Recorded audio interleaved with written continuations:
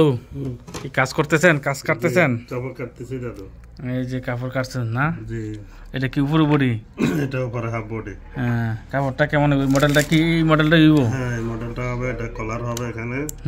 Coat কলার হবে। বড় কলার হবে। সব কিছু তো ঠিক আছে। সামনে একটা ইয়ে হইব, ফাড়া হইব। এখানে একটা সাইডে একটা ফাড়া হবে। কাজ তো মোটামুটি এত ঝামেলা না। না, এত ঝামেলা না। কাপড়টা মকমল আছে। কাপড়টা একটু মকমল, একটু অন্যরকম কাপড়। গলা কাটালাম দাদু। কাটেন। হ্যাঁ,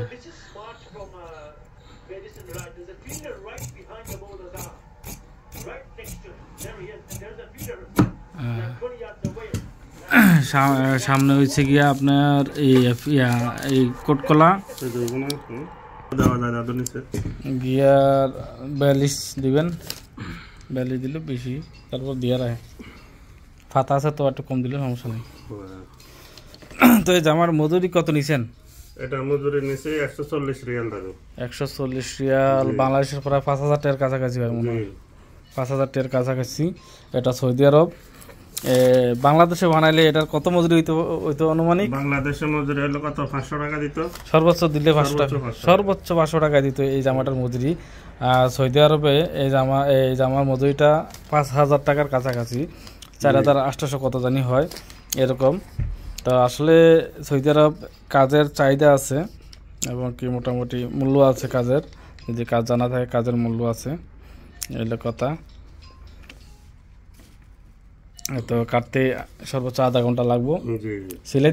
সিলাইতেও তো প্রায় বেশিক্ষণ লাগবো না, 1 ঘন্টা লাগবে না। 1 ঘন্টা লাগবো না, প্রায় 3 ঘন্টার ভিতরে জামাটা কমপ্লিট হবে আশা করি। এর ভিতরে 5000 টাকা ইনকাম যদি কাজ থাকে সবসময়, তাহলে এই দেশে অনেক কাজের থাকে, পয়সা আছে।